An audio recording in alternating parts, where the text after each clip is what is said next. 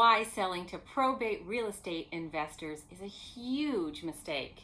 That's our topic today, and we'll get started right after this.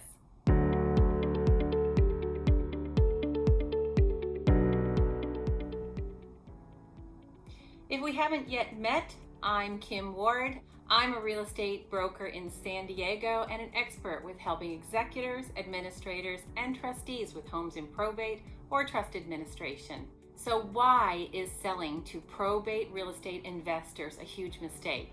I'm going to tell you why. I recently watched a YouTube video, because I'm always looking at YouTube videos having to do with probate, always trying to learn as much as I possibly can, but I came across one that was titled How to Buy Probate Real Estate Cheap. And this is how the video started. Probate real estate could be a great source of leads for you as a real estate investor, especially as a wholesaler or a flipper, because the beneficiaries of a property, they were often not planning on owning a piece of real estate, and this makes them motivated to sell. And they'll sell these unwanted properties at a huge discount. That's what this video was all about on YouTube, and it was all about how an investor could buy your loved one's property at a huge discount. So as an executor or administrator or even a trustee, how does this make you feel? Are you really motivated to give away thousands of dollars to an investor that you don't even know, giving away thousands of dollars of the equity in the estate? That particular video is a pretty deep dive into how probate really works, but it's mostly on the side of how an investor can buy your loved one's home. And of course, they need to buy it at substantially below market value so that they can do whatever they need to do to turn it around and sell it at a profit. The video talks about how to find leads, meaning you, that are wanting to let go of these properties quickly for quite a discount. It's full of tips and tricks on how to dominate you, the personal representative of a loved one's estate. It's basically all about how to buy probate real estate on the cheap, and it's also full of multiple ways to make money as an investor with probate real estate.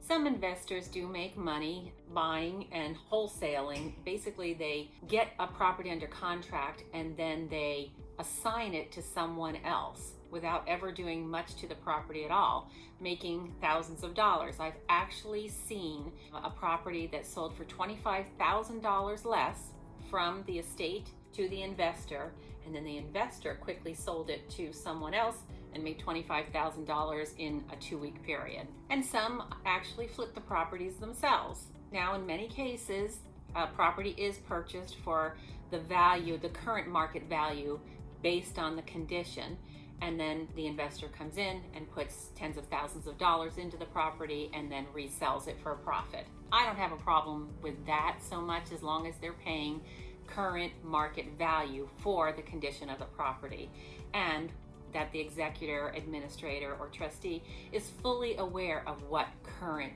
value is of the property.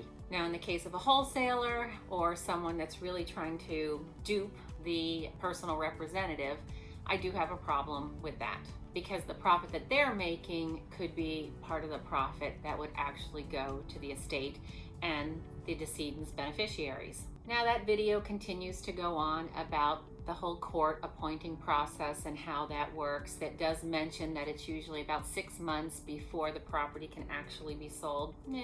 That's not completely accurate, but it does go into some of the timeline stuff, and that's not a bad tip. It's actually a good tip to know how that process works if you're going to be involved in helping buying or selling probate real estate. It goes into whether there's a will and authenticating the will versus if the person died intestate without a will, what that process is like, getting someone appointed to act as the personal representative, the administrator of the probate, and represent the entire estate. Talks a little bit about how an administrator might need to have a bond. That's a whole other subject, but sometimes the courts do want to see a bond on the person that is going to be representing the estate. But the bottom line is, what's important for you to know is that the investor is representing themselves when you don't have someone that is an expert on helping through that process. My team and I have been doing this for almost 20 years,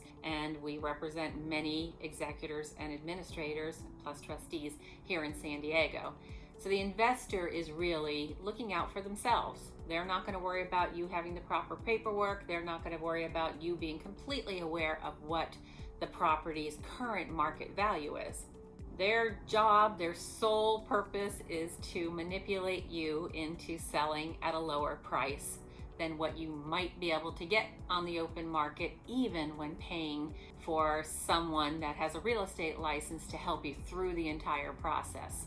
And you should be aware that there are many disclosures that must be completed accurately. I call it, crossing the T's and dotting the I's to protect you, even months, years after the transaction has been completed. The worst thing that can happen is that something was not disclosed properly to your buyer, even when you're selling as is. If you haven't properly disclosed something that you were aware of, that buyer could come back later and cause you some grief.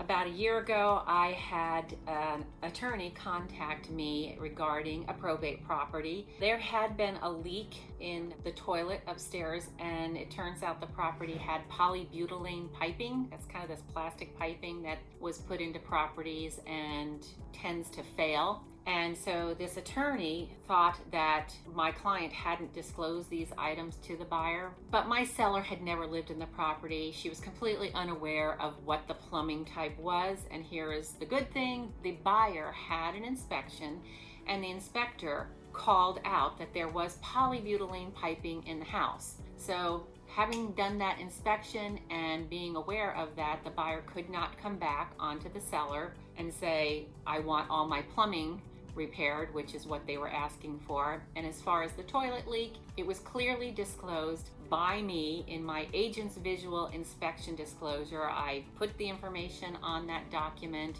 stating that it looked like there had been a toilet leaking and caused a stain in the ceiling. The buyer signed it, the seller signed it, I signed it, and the buyer's agent signed it, and so there was no recourse for that buyer to come back and say they had not been informed about that. Now, it was obvious that there was a leak because there was a stain on the ceiling, but this is what happens sometimes, that buyers get into a property and something occurs and they want to try and get some kind of a monetary compensation for something that they should have been aware of before they closed the transaction completely and bought the house. So my whole purpose and my team's is to make sure that all the documentation is completed thoroughly so it protects you and the estate. If you should be responsible for a property that has a lot of deferred maintenance, we can still market to investors and make sure that you get as many offers as possible from a number of investors. I currently have about 80 investors on my email list. So whenever I have a property that is a fixer, as soon as it goes on the open market, an email goes out to those 80 investors, and that's where we frequently have found our buyer. Let's talk about why you would even want to consider selling directly to an investor. Some personal representatives have thought it was the easiest thing to do, and some personal representatives just don't want to pay the commissions. I understand that. I need to know that when I'm paying for something, I'm getting the value back for what I'm paying it for. What happens when you hire someone with a real estate license that is an expert with probate? I am a certified probate real estate advisor. Is that you get someone that can really have your back and make sure that things go as simply and easily as possible for you. And that person will then put that property on the multiple listing service.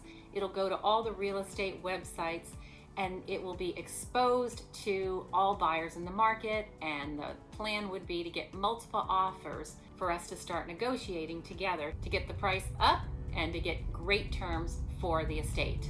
And much of the time, having those multiple offers, the estates make more than enough to pay for the commissions that the real estate agents require to feed our families and to pay our bills.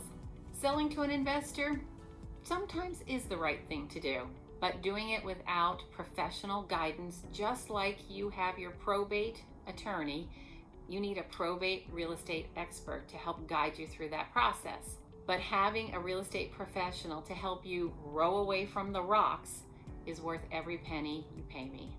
Thank you for watching. Hit that bell button if you want to be notified of my upcoming videos, and subscribe, and please feel free to comment down below or reach out to me and my team. Thank you. See you next week.